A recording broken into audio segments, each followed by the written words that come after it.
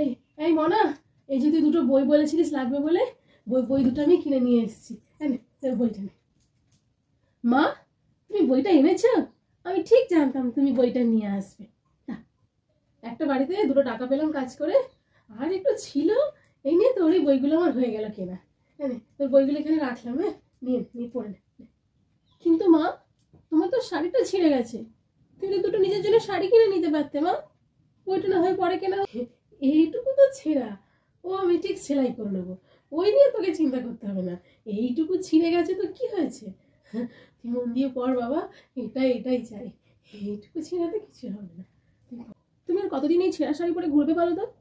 আগে তো তুমি তোমার শাড়িটাকে কিনে নিতে পারতে। আমি না হয় কারোর কাছ থেকে নোটস জোগাড় করে আমি পরে নিতাম, আমার বইটা না হয় কদিন পরেই কেনা হতো। কি আছে তাতে?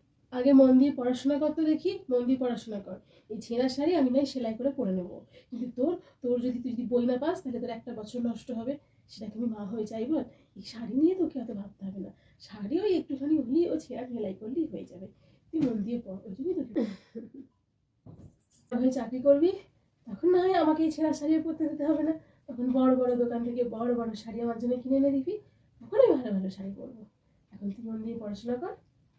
হ্যাঁ মা, আমি যখন বড় হব, বড় হয়ে যখন চাকরি করব, টাকা রোজগার করব, তখন তোমার জন্য অনেক রকমের শাড়ি কিনে দেবো, অনেক দামি দামি শাড়ি কিনে দেবো, পুরো শাড়ির গোডাউনটাই তোমার জন্য কিনে দেবো।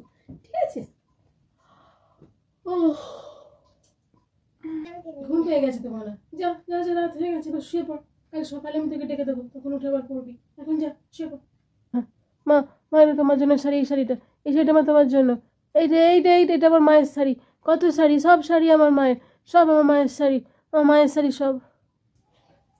কি হলো, এখনো ঘুম থেকে উঠলো না? সকাল হয়ে গেছে, এখনো উঠছে না কেন?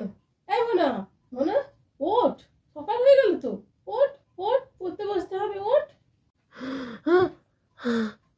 ও, আমি ঘুমোচ্ছিলাম, তার মানে আমি এতক্ষণ স্বপ্ন দেখছিলাম।